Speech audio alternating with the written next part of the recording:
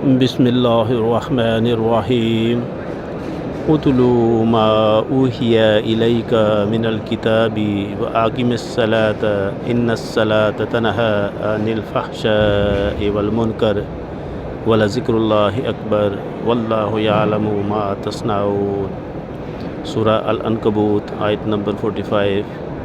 اللہ تبارک و تعالیٰ کا فرمان ہے، اتلو تلاوت کیجیے، ما اوحیا جو آپ کے اوپر وحی کیا گیا، من الکتاب کتاب میں سے یعنی لوح محفوظ میں سے، واقم الصلاۃ اور نماز کو قائم کیجیے، ان الصلاۃ تنہی بے شک صلاۃ یا نماز منع کرتی ہے، تنہا منع کرتی ہے یا روکتی ہے، عن الفحشاء والمنکر فحشات باتوں سے اور منکرات سے، وہ باتیں جو منع کی گئی ہیں، جو ممنوع ہیں، جو ناجائز ہیں۔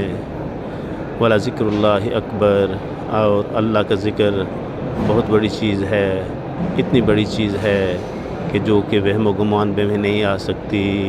وَاللَّهُ يَعْلَمُ مَا تَصْنَعُونَ، اور بے شک اللہ جانتا ہے جو آپ کرتے ہیں۔ اس آیت میں سورہ العنکبوت کی آیت نمبر 45 میں سب سے پہلے نبی رحمت صلی اللہ علیہ وسلم کو اللہ تبارک و تعالیٰ نے فرمایا کہ آپ تلاوت کیجیے قرآن کو، تو ہمیں بھی تلاوت کرنی ہے۔ اس کے بعد نماز قائم کرنے کا حکم کیا، ہمیں بھی قائم کرنی ہے، کیونکہ نماز ہمیں سب سے پہلے فحشات یعنی ممنوع باتوں سے، وہ باتیں جو منع ہیں اسلام میں، ان سے روکتی ہے، اور منکرات سے روکتی ہے۔ اور اس کے بعد اللہ کی ذکر کی بات ہے۔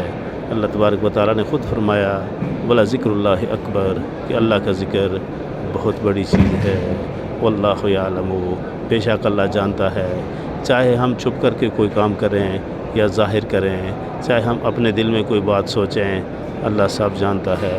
جو کچھ ہم کرتے ہیں اللہ جانتا ہے۔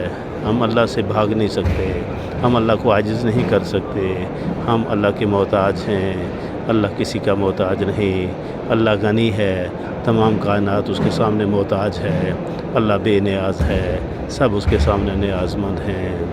اللہ کے احکام کی پیروی فرض ہے، نبی رحمت صلی اللہ علیہ وسلم کے احکام کی پیروی وہ سنت اور فرض ہے۔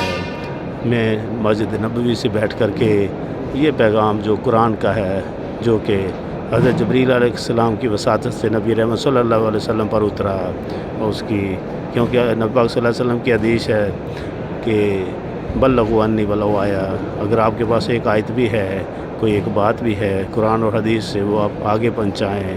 میں نے پہنچا دیا، ابھی عمل کرنا آپ کے ذمہ ہے۔ وآخر دعوانا ان الحمد للہ رب العالمین۔